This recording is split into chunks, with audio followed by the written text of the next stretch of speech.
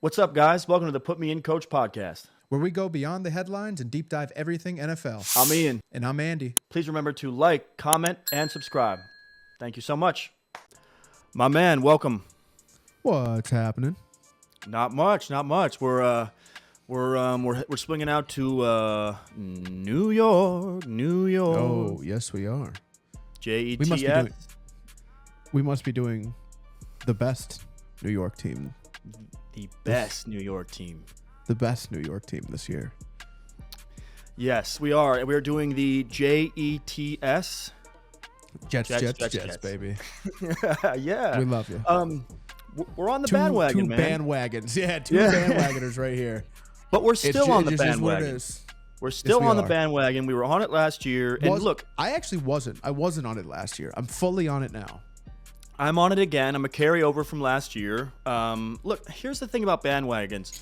Not everybody can come along for the journey, right? It's sometimes the horse gets sick. Sometimes there's a wheel that pops in the carriage. You get shot by a bow and arrow by a guy in a tree. Someone catches like rickets or some sort of bacterial infection, and a mom has to take care of a sick son, and she has to stay behind. Are you playing the Oregon Trail? Yeah, we're not all getting to the West. You know what I mean? No, we're not. But look, I think that those of us who believe, those of us who are on it, I think will be rewarded in the end. I think there's something coming at the end of this journey this year. Agreed. And this episode's going to be kind of talking about what this is. Guys, if you're here and you're Jets fans, like, comment, subscribe, and yeah, take it away with the clip.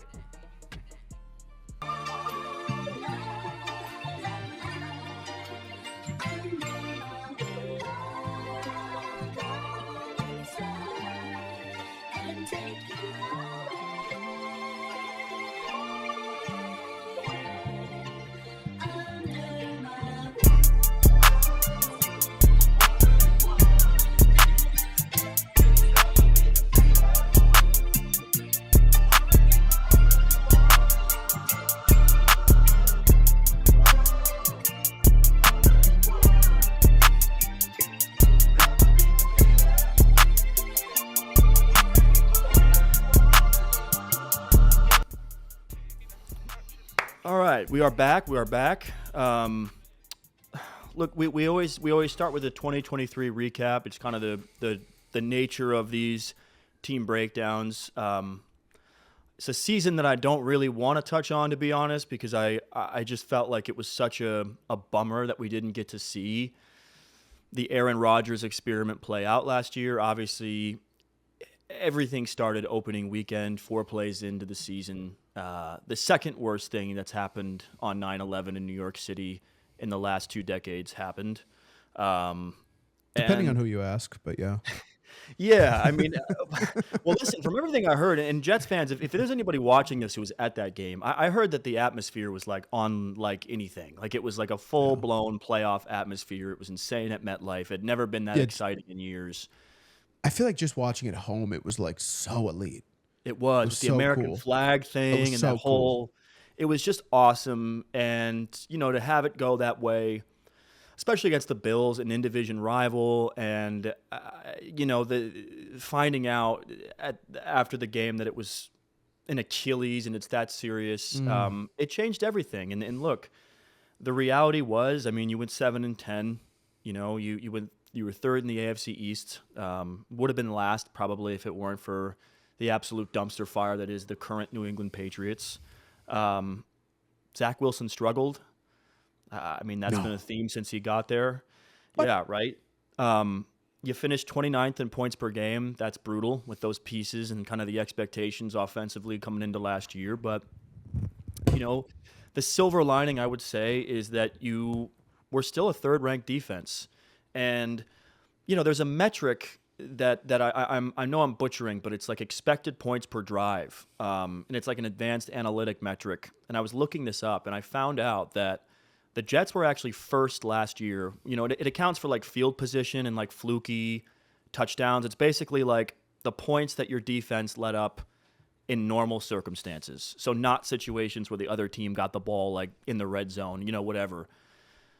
All things being equal, they were they were the best defensive team in the league last year in points per game. Yeah, I believe according to that metric, and I'm sure people will pick that apart, but it was interesting to me to see that. And it really was, man, it was such a kick-ass defense. And as bad as the offense was with Zach Wilson and Tim Boyle and Trevor Siemian was in there at a certain point, I don't think all hope should be lost, but so it's just brutal. Last season was tough, and it was.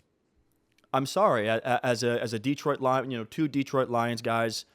I used to live in New York City, so I watched the Jets all the time, and I got to know a lot of Jet fans. Just I used to drink a lot over the weekends at bars, and Right. so I used to watch like games all the time over at New York bars, and I used to go to some divey spots, and always hanging out with Jets fans, and there was a bond there with me being a Lions guy and the Jets, and just kind of this franchise misery that had just permeated. But it's a loyal fan base, and it's a base that I feel like if there's anybody who deserves it, it's like you guys. You know what I mean? Out of the AFC. So Yeah. I'm hoping. Here's to hoping that this year's different. Yeah. I want to start with this year. I want to start with the players, the pieces, just kind of all things Jets eventually. But I do want to start with perhaps the biggest question mark on this team, besides kind of Aaron Rodgers' health, which is what you're being told by the media is the biggest question. I actually think it's coaching. Let's start with Robert Selah, and I'll pass it over to you. I guess for my 2 quick cents on him, he's a guy I believe in, but I'm not sure that my belief is justified, if that makes any sense. And I do have some questions. Where are you on Salah to start things off here? I don't know. I'm kind of right there with you. I think that he is. I guess I'll say it like this: as somebody who, roots for the Jets, kind of, like you just said, right? I'm not some super fan of the Jets, but I do appreciate the fan base. I appreciate the team. I think they've built a contender for sure, and I think his side of the ball is, obviously very good. The fear I have with Robert Selah is that I believe he's more of a defensive coordinator than he's a head coach. And we've kind of seen that the last couple of years. I know that we can very easily look at the situation and go, well, yeah, but he's had Zach Wilson and who was the other one? Mike White and these kind of plug and play crappy quarterbacks. And that wouldn't be wrong. So I think we're going to find, I'm not out on Salah. I just want to see what happens this year. If Rodgers stays healthy, I don't know. If Rodgers stays healthy and we still see a team that is kind of missing a little juice, I'm going to start looking at the coach, unfortunately. We have a little bit of data now. He was a really good defensive coordinator in San Francisco. They haven't missed a beat. I mean, they just haven't. You know what I mean? They've had elite defenses every year since he left for the most part. With guys, Steve Wilkes was not anything special last year, and they were still in the Super Bowl. Obviously DeMeco Ryans followed him, and then is now kind of the coach that I feel like you need, but he's the coach for the Houston Texans. I think there's a lack of, for being such a kind of a meatheady seeming guy. He's almost like in that Dan Campbell category of like, he comes across as very alpha. I think he allows the outside noise to do a little too much to his team. I think the fact that he hired and allowed Nat Hackett to come be his offensive coordinator is should be a fireable offense just at that. He signed off on the Zach Wilson thing. I know he's a defensive guy, but I'm a nobody, and I could see up from a mile away that Zach Wilson was no good. I don't know. I think we are very quick to say, oh, well, he hasn't had a chance yet. And it's like, well, to be honest, that's kind of his own fault. You obviously you had Aaron Rodgers go down in the first 4 snaps last year, so we can't really judge last year. But also, why did you not have a competent backup? Why did you think that a 40-year-old Aaron Rodgers was just going to be the end-all, be-all? Like, you didn't go get, like the Lions brought in Teddy Bridgewater. That would have been perfect for you guys. at the deadline when you saw that the Titans were moving forward with Will Levis, why didn't you bring in a Ryan Tannehill? There's these guys out there. And Joe Flacco, you literally let Joe Flacco leave your team, and then he went on to go make a playoff run with the Browns while you struggled with Zach Wilson. I don't know what the plan really is for Robert Selah. I guess that's just how I feel about it. Yeah. Yeah, I mean, the reality is that we're going to find out kind of for real this year what he can really do, because again, I mean, if these boys don't make the playoffs this year, everybody's getting fired. Jesse, how have you been? I've been Great. I'm back, and you're fired. Like, including him, including the GM. I mean, Joe Douglas, kind of in tandem with Salah. Joe Douglas to me is interesting because he's a guy who I think's done a really good job, like drafting actually and building this roster, but he missed on the franchise tackle and he missed on the franchise quarterback, and that's enough. No-no. It's a no-no. I mean, it's just those things define legacies. So yeah. There's a lot riding on this season for this coaching staff, and I know you mentioned him, but I do want to expound upon that a little bit in terms of the Nat Hackett stuff, because to me, Nat Hackett, I don't feel like his job with the Jets is riding on this season. I feel like his career as a coach in the NFL is riding on this season. To me, this is a guy who I think if I were to point to one question mark on this entire team, this is it for me. I'm concerned, and I'll tell you why.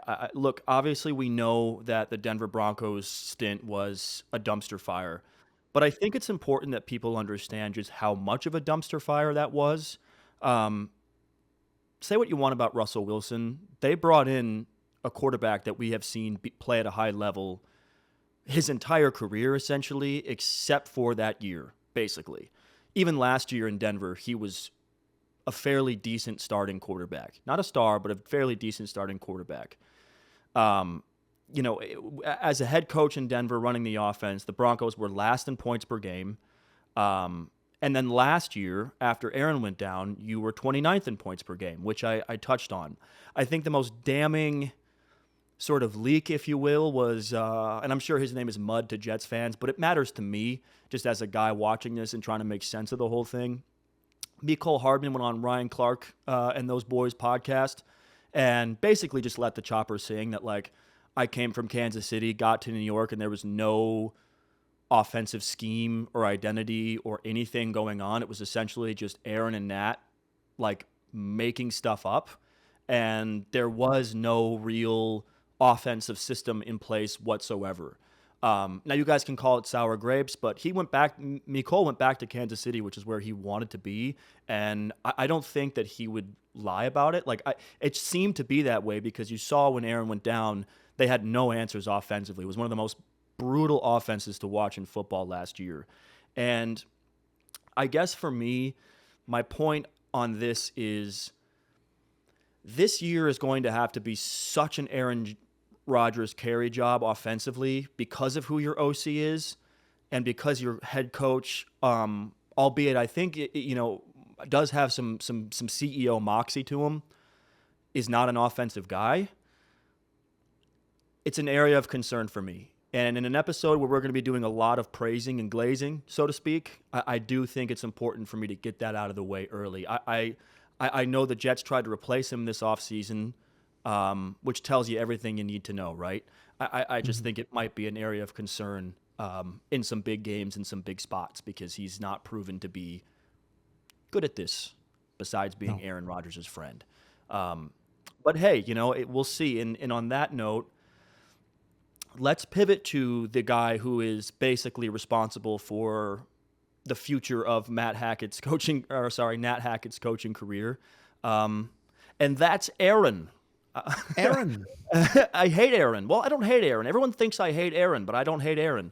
No, Colin Cowherd does hate Aaron, but I don't. I love him. I think he's one of the best ever to do it. I wanted to pass it over to you and kind of maybe get your thoughts on what you're expecting this year from Aaron. I mean, there's been so much talk from the media about the age and the injury and the fall off and the washed and all that jazz. But I want to get your thoughts on it first, because I know that you're not really of that mindset. I don't buy that for a second. Love it. I think there's two things. I've been watching football a long time. There's two things I've learned in the game. There's many things I've learned in the game, but two things that stand out. You never bet against Tom Brady under any circumstances. You never bet against Tom Brady, and you never count out Aaron Rodgers. Those are two things that I feel like are always prevalent, right? It's like the Packers go and draft Jordan Love, and obviously we all know that looks like a pretty smart pick now, but even when they did that, are they ready to move off Aaron? He just goes on back-to-back MVP years, right? It's like, I'm not done, guys. Oh, you drafted a quarterback in the first round when I begged you to take a receiver? Okay, fine. Here are two of my best years. I'll just do it with who I have. We'll roll out Alan Lazard and Randall Cobb again, and we'll just go do it again. And I'm going to win an MVP, and then I'm going to win another one. It's like, dude, he's one of the best to ever do it. He's Mahomes without accolades. He's and it's a shame, right? I think Aaron, where you can count on Aaron is the NFC Championship, right? It seemed like every year he would get there and then just kind of fall short. And obviously he's 1 for 1 in Super Bowls, but he should have been to probably 4 Super Bowls minimum, probably really 6. But he couldn't get over that hump of just getting over the NFC Championship. And it's hard, man. It's super hard. But, I think that's the difference between where we would probably rank him 2 all time and where he probably will end up being, which is 8 all time. And you're splitting hairs, right? I mean, again, this is one of those. It's very like Kobe Bryant, right? It's like is he top 2 or is he top 10? I don't know, but he's in there somewhere, and he's a beast, dude. And he's so fun to watch, and he tormented my life for years, right? As a Lions fan, you just watched the infamous Hail Mary play where the phantom hold, if you will, or the phantom quarterback. What was it? The roughing the passer where Ndamukong Suh allegedly grabbed him, and you watch the video back, and he didn't grab him even kind of, but. That's the superstar treatment in the NFL, and he's surely a superstar. I think the coolest thing, the reason I like Aaron Rodgers is because I hate the Bears, and he would go and he would discount double check, and he would say, "I still own you.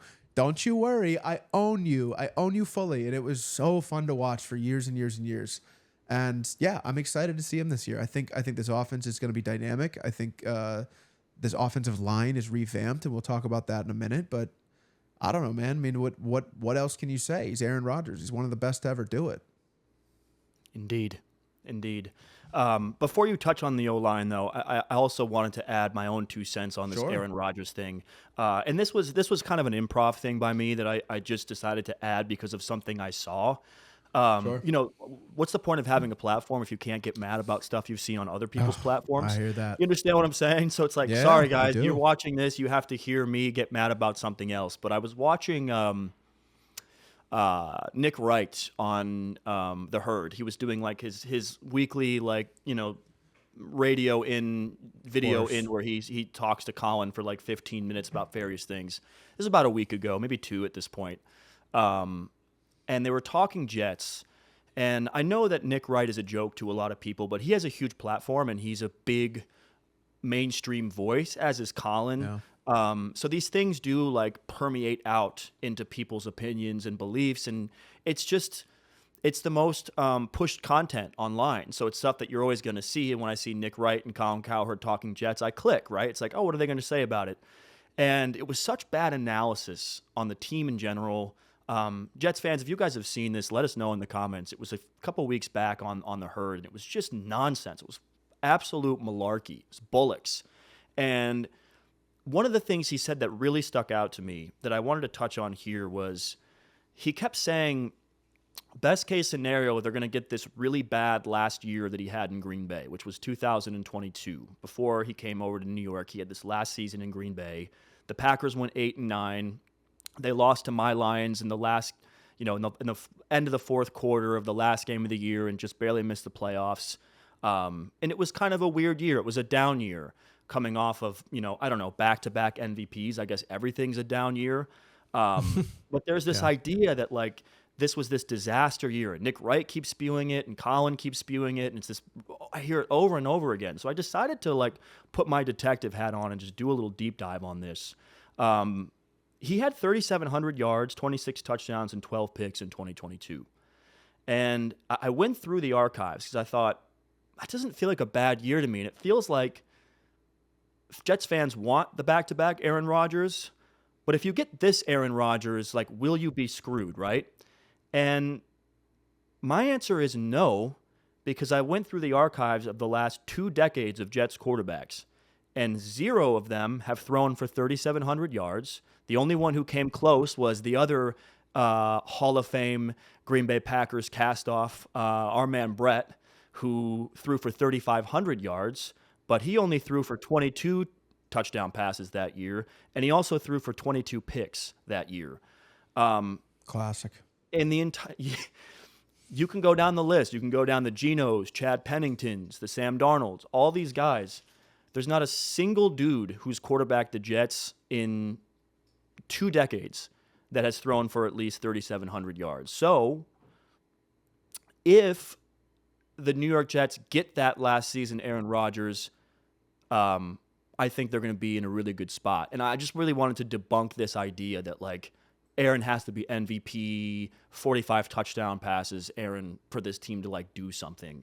And I'll pass it back to you to talk O-line for a quick second. But Sure. yeah, I wanted to debunk that because I sometimes I see, like, just bad. I'm seeing a lot. This is a general take, and before I hand it over, I'm just seeing so much wrong conversation and bad conversation around this Jets team, this Aaron legacy thing, and just a lot of stuff it's just not sitting right with my spirit. I'll put it that way as a Jets believer.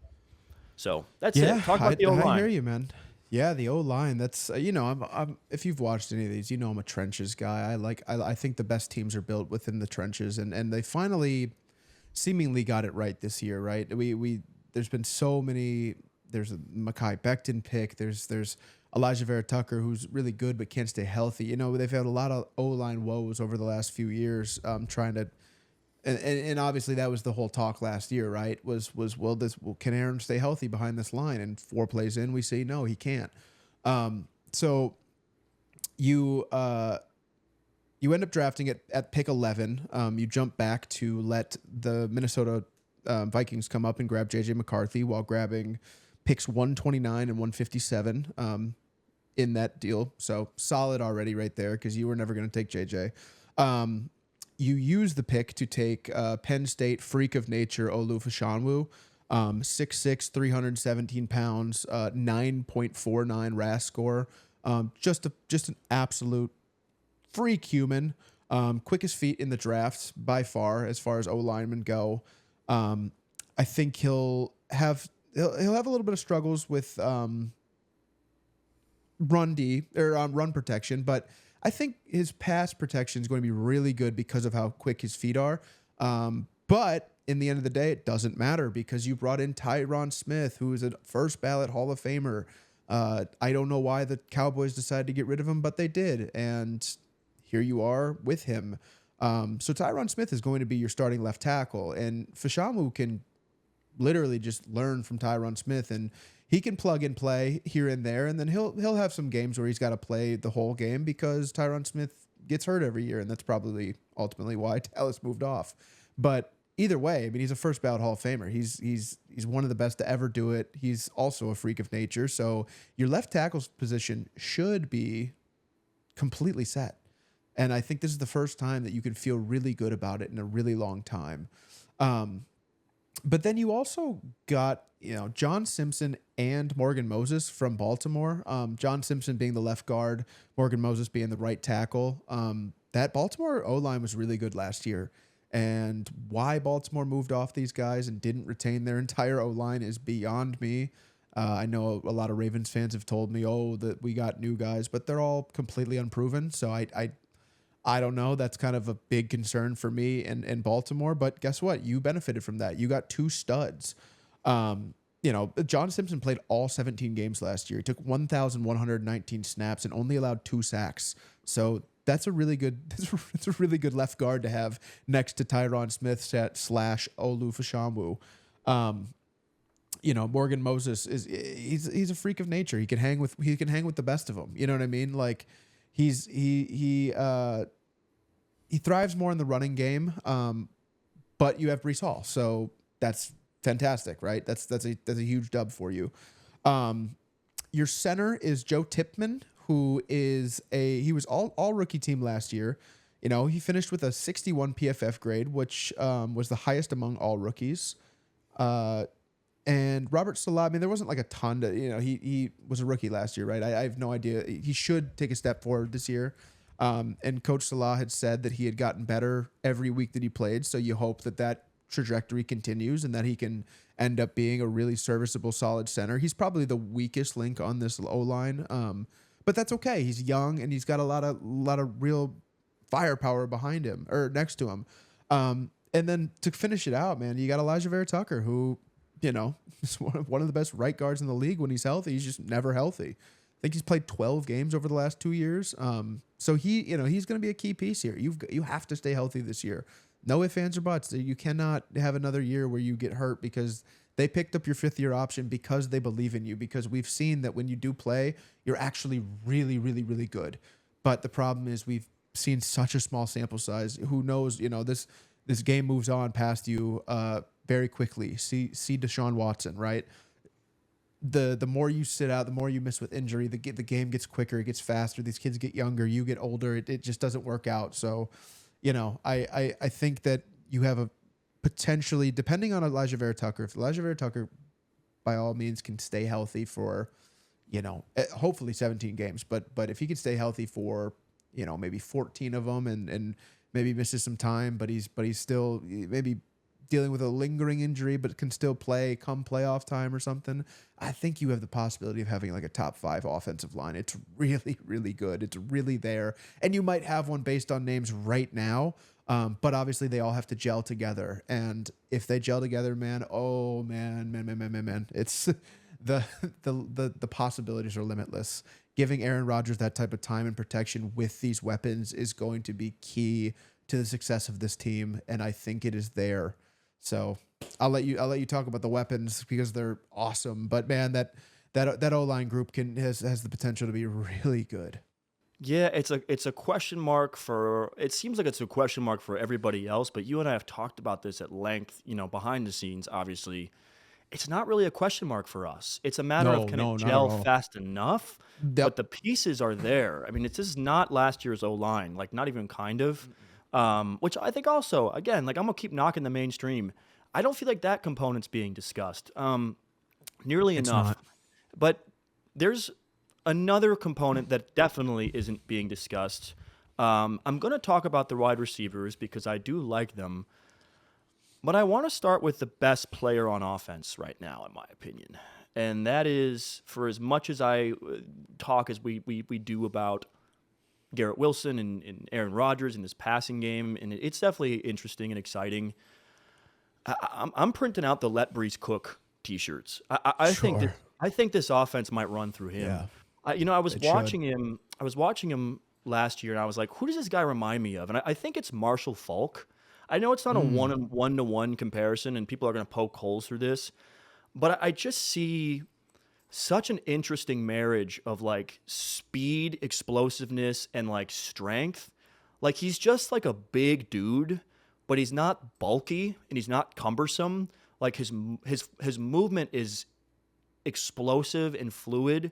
He can change directions and make you miss in the open field, but he also accelerates like really, really fast through holes. I saw it his rookie year, that first half of his rookie year, I think almost immediately coming out as a second-round pick out of Iowa State. You could see it literally like the first couple of games with him, his rookie year. And then he tears the ACL, and that was a huge bummer for me as, even then still like a Jets guy who was interested in like the pieces on this team. We never got to see that rookie year like really manifest into something big. And last year there was all this talk of like he's not going to be the same. He's going to come out slow. He's going to come out, they're going to hold him back. And to be honest with you, when you look at it, he kind of just completely destroyed the ACL narrative last year, like almost single-handedly. And I know guys have come back off ACLs, but not like this. I mean, he was second amongst running backs in the entire NFL in scrimmage yards. And he was number one amongst all running backs in receiving yards. So not only is he going to be incredibly dynamic as a receiver for Aaron, they're also going to be able, I think, with this O-line, run the ball a lot better. And what's really dope about it is you can't crowd the box because you got Garrett Wilson on the outside, who's my next man of the hour here. Look, we know who this guy is. I loved him coming out of Ohio State, which is super sacrilege to say as a Michigan fan, but it just is what it is. Like, we're past that. Like, that's my guy. You know what I mean? He was like that. Yeah, he was like that. It is what it is, man. I love the way he plays. And I've told you this so many times, and I know I've said it on this show, but I don't think I even say it enough. The reason why I love wide receiver, elite wide receiver play is because it's the true eye test position. How do you look playing the game? And when I watch him move, when I watch him run routes, when I watch him get in and out of breaks, it's just special. And I know it's silly that Aaron Rodgers gets on and says, oh, he reminds me of another 17 that I used to play with. And it's like everyone rolls their eyes. But, like, there really is some of that Devontae Adams going on with his game. And you guys know who he is. I mean, if he had 1,000 yards his rookie year, he had 1,000 yards last year. My dude Andy here already ran you guys through the list of quarterbacks. I'm not going to do it again because I'm sure you guys still have PTSD. But I think if Aaron stays healthy this year, I think he could have 1,700 yards and like a dozen touchdowns. I mean, I think he's that good. And then, kind of going down the receiver list, Mike Williams is a guy to me that is a massive question mark. I understand. But if he can stay healthy when it matters, I don't think he's going to be healthy all year. You could probably pencil him in to miss a couple games, but I hope it's like a hand injury and not an Achilles or an ACL with him. You never really know. But, when he had played 16 games back in 21, he had 1,100 yards and 9 touchdowns. And at 6'4", I think he'll really excel in the red zone with Rodgers once he kind of gets in and gets comfortable in this offense. You guys know who Lazard is. I mean, he really pooped the bed last year after Aaron got hurt, but I think Lazard kind of threw in the towel last year after Aaron went down. I don't think he was engaged nearly enough. I think it'll be different this year. And I think he's there to be a wide receiver 3 and a comfort security blanket for Aaron, and that's kind of what he is. He's not elite, but if you can have him in your 3 spot, I think he's okay. And I think he may end up bouncing down to the 4 spot because that dude you drafted in the 3rd round, Malachi Corley, he's a guy I talked to Andy about. I talked to you about him ahead of the draft before the Jets even got him, that he was somebody I was interested to see where he landed. They called him the Yak King in college. He went to a small school in Western Kentucky, and he's not a developed wide receiver yet in terms of like a route tree perspective. But he can play that Deebo Samuel role as like a kind of a half running back, half wide receiver underneath Yak thing. I think they'll design touches for him kind of like they did in Green Bay with Jaden Reed last year. And I expect that about halfway through the season, we're going to be looking up and going, oh, there's some special going on with that rookie. And a lot of people don't know who he is yet because he just didn't have that big school hype. So, in terms of weapons, and then even like this year in the draft, like the running back they took, Braylon Allen, to back up Breece out of Wisconsin. He was a really young prospect and a really raw running back, but I think when I look at his size, strength, and power and burst, I actually think Braylon Allen's going to be a lot better than people realize as well. So I'm really, really happy if I'm a Jets fan right now with this war chest. I don't think this has to be putting the weight on Aaron's shoulders and hoping for the best. Like I said earlier, I think my only concern is, can Nathaniel Hackett hack it with these pieces? Fair enough, frankly. He's not going to get the most out of them. We know that. But can he get enough for this offense to really be dynamic? And that'll be the interesting question. I do want to kind of pivot off of this side of the ball because I mentioned earlier my biggest gripe with the media narrative has kind of become that like the mainstream's only talking about Rodgers with a little bit of Salah sprinkled in there, and occasionally they mention Garrett Wilson's really good, right? But it never really gets like said outright that this is a defensive football team first with a defensive coach, and I think probably the best defensive roster, right up there with Cleveland in the entire NFL. So I wanted to send it back over to you to kind of talk about the front seven first, and I'll come in. I'll chime in at the end with the haven't you people ever talked about this secondary? But you know what I mean. Like, Do they have a good secondary or something? They do have a very good secondary. I don't know. But the front seven is arguably right up there with those guys. They have a really good. They have a really good edge rusher that I feel like nobody ever talks about. And that's Jermaine Johnson, 6'5". He's just like a power. And I think I understand why, just like watching his tape, right? He's a great power, like he's powerful. He doesn't have a ton of finesse to his game. He's just going to push the tackle back and really muddy the pocket, right? So he's not the guy who's necessarily going to like get crazy bend and get down there like a Max Crosby or, a Nick Bosa, right? He's just somebody who's going to fully bull rush. Kind of like our boy Aiden Hutchinson has kind of become, like just a powerful guy who is just going to be a problem for any tackle that he has to see. And I feel like nobody really like gives him the respect because he really like creates a lot of pressures. And he's obviously he's the start. He's the number one edge on the number 2 defense in the league, which I think could possibly be the number 1 defense in the league next year. So I don't know. I think that's your starting point, right? Just a mean guy, right? He's a pocket pusher. You brought in Hassan Reddick and let Bryce Huff walk.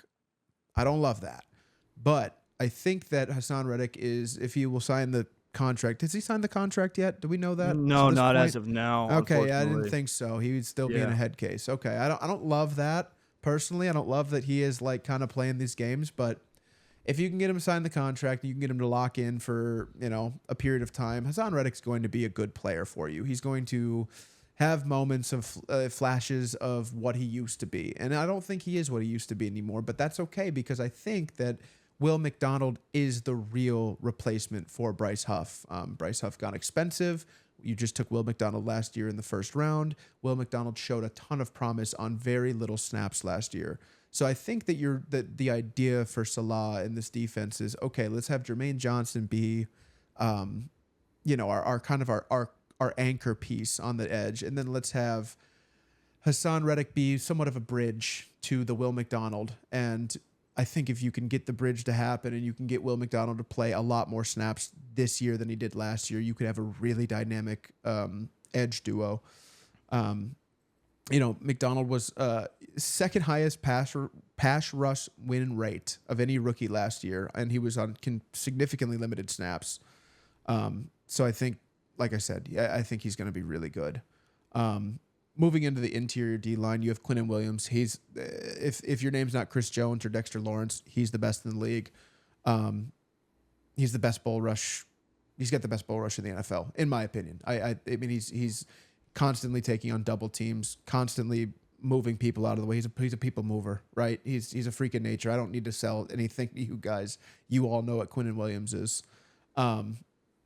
He's the real heartbeat of your defense, to be honest with you. You brought in Javon Kinlaw from the Niners, reunites with his old defensive coordinator.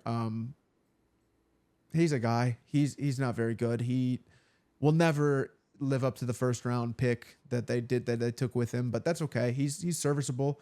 When you got a guy like a Quinnen Williams, you don't need the guys next to him to be super elite, to be totally frank, right? You got 2 really high level edge rushers.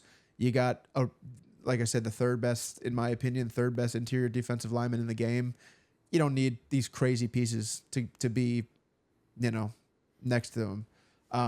Solomon Thomas, he's bad. I mean, he's bad. He's another Niners cast-off who's just not good. But he's a guy, right? He's a rotational guy. He's terrible in the O lineman will really bully him. He's like actually a liability. It's crazy. He can defend pass rush a little better than stopping the run. I mean, he can't stop the run. That's just a reality. He can't do it. But if you got a pass play, a third down situation, you want to put him in there, maybe, I don't know. But again, you got Quinnen Williams. You're fine. Moving over to the linebackers, I mean, you want to say the 49ers have the best linebacking crew in the league. I'm not going to argue you, but it's hard for me not to take these guys. I mean, these guys are really like that. They're really nice like that, and they're. I don't feel like they get the respect they deserve. Am I crazy for that? Like, I feel like these guys just do not get talked about like the way they should. Quincy Not Williams enough. and CJ Mosley, they just don't Not get enough. talked about. And I think when you watch the tape, man, these guys are ballers. Quincy Williams, he's a super hard-nosed, tough as nails type guy, hard-hitting run defender. I mean, he's a nightmare for running backs. He lacks a little bit of size, and maybe that's why he's not, talked about as much. But damn it, he uses it. You know what I mean? That with the size he has, he uses it. And even being like small, not to go on like a too much of a tangent here, but he's smaller, and we knock him for that. Right? The media knocks him for that, for being a little bit smaller. But because he's smaller and he's faster, he can actually cover more like slot receivers than most people in the league, like most linebackers in the league. He can run with them for a second. Is he gonna like? Is he your nickel cornerback? No, he's not that, but he can definitely run with them across the middle for a little bit, and he does not get the credit he deserves for that, in my opinion. Those little out routes by the running backs, the slot receivers, he can hang with those dudes. To me, he's an easy top 10 linebacker in this league. He's probably like, I don't know, 4 or 5, depending on where you find like your Demario Davises and your Levante Davids, who are getting up there in age. Quincy Williams is really, really, really good. Then you have CJ Mosley, who's just like incredibly instinctive. He's a great athlete. He's a really good playmaker in coverage. He's just a solid player. Like, what do you want, right? He's your linebacker 2. I think on most teams he's their linebacker 1. So the fact that he's your linebacker 2 puts you in an unbelievable position. I think a lot of you would sit there and argue and listen to me say, and I think Mosley might be our 1, but you can pick and choose. That's how good this core is that they kind of do different things, but they complement each other so well that it just makes it a nightmare for anybody coming across the middle. I think they really round out this front 7, and that makes it one of the most premier front 7s in the league, because there's just no holes really, right? Like, if your holes end up being Javon Kinlaw, who's like your second interior D-line, like, I think you're in a really good spot, because I truly believe in these edge pieces.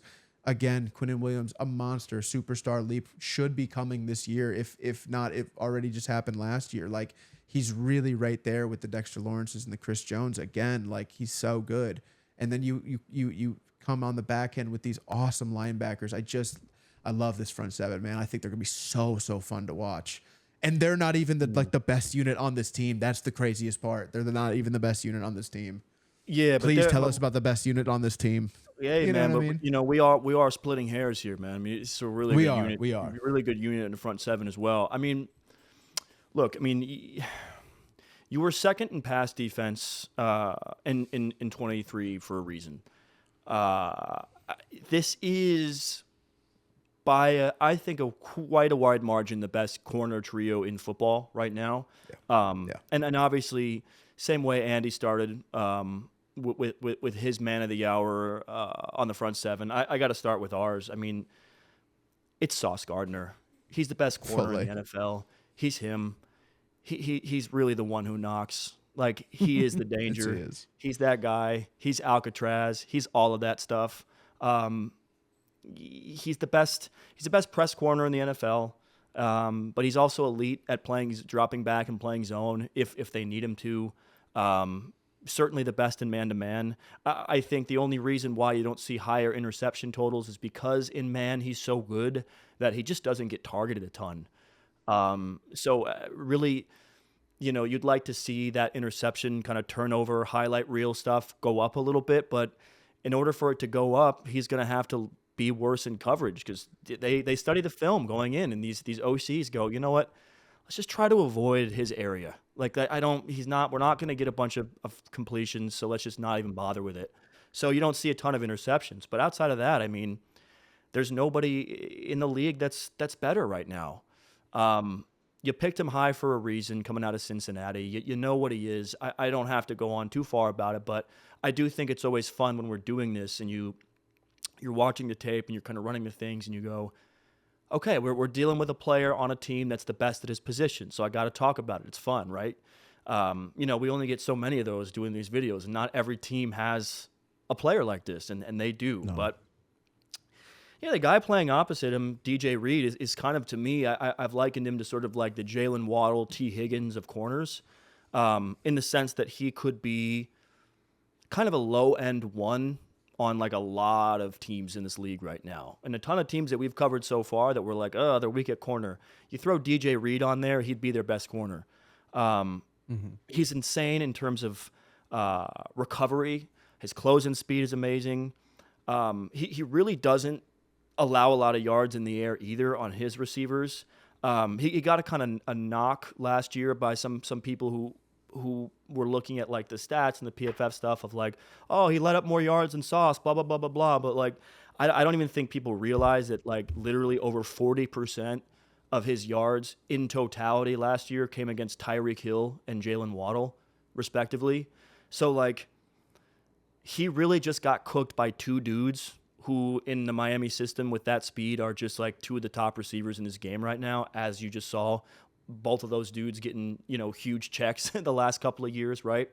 I'm crazy about DJ Reed's game. I think he's going to be lights out again this year, and I think you've got the best nickel as well, which is crazy to say, but I really do. I think Michael Carter right now in that third corner in that nickel slot is the best at that particular position in terms of coverage. He doesn't quite have the size to be this kind of elite downhill nickel corner that's like super physical. I think that holds him back from being kind of like discussed a little bit more. But in terms of coverage at that nickel position, it's Michael Carter, and it's kind of everybody else right now. And that's a guy that's not a household name by any means, unlike Sauce, that I don't think enough people factor into what the Jets do in coverage. And then with the safety position, on the entire defensive unit, that's the weak link. Let's be honest. I didn't love that you let Jordan Whitehead pop back over to Tampa Bay.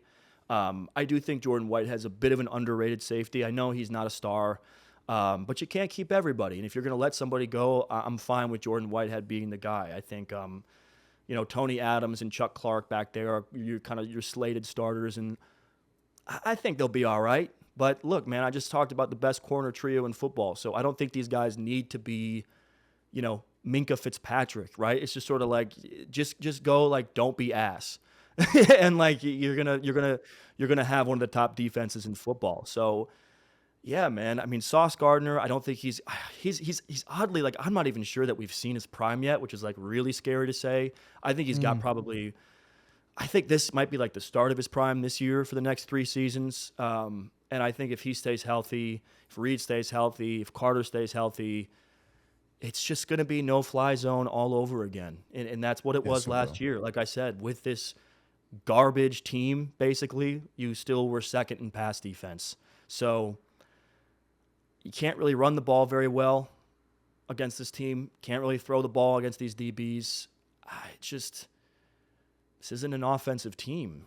This is a defensive team. And this head coach has gotten the most out of this talent in a big way. So hats off to Joe Douglas as well for drafting these guys. Hats off to Salah for the coaching job he's done. But, the biggest hat off to these players for just being a bunch of hymns.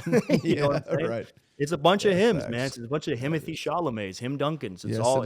They're all over the place. And that's kind of that on the players, on the coaches, on everything. I think the most exciting part for us is always closing these guys out with kind of our final predictions, our final take on what we expect to see, what our kind of question marks are at the end of it, and what our predictions are for the Jets. So I'll pass it over to my man Andy for that, and we'll close it out. Sure.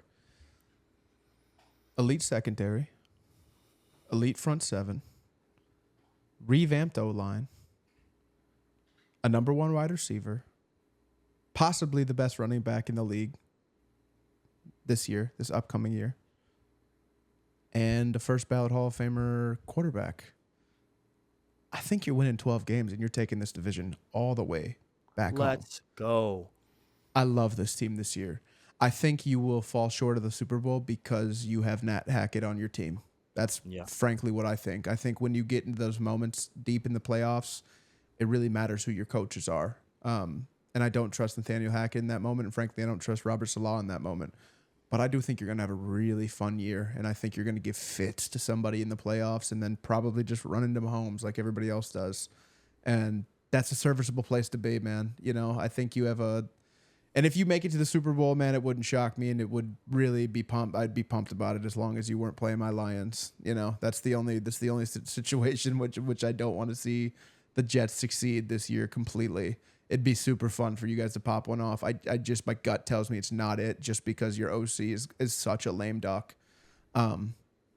But yeah, I think you're winning this division. I know they've written you off. I know they're saying, "Oh, you're a 9-8 team." I mean, we can clip the Colin Cowherd, the John Middlecoff, the Nick Wrights right here saying they're a 7-9 win team.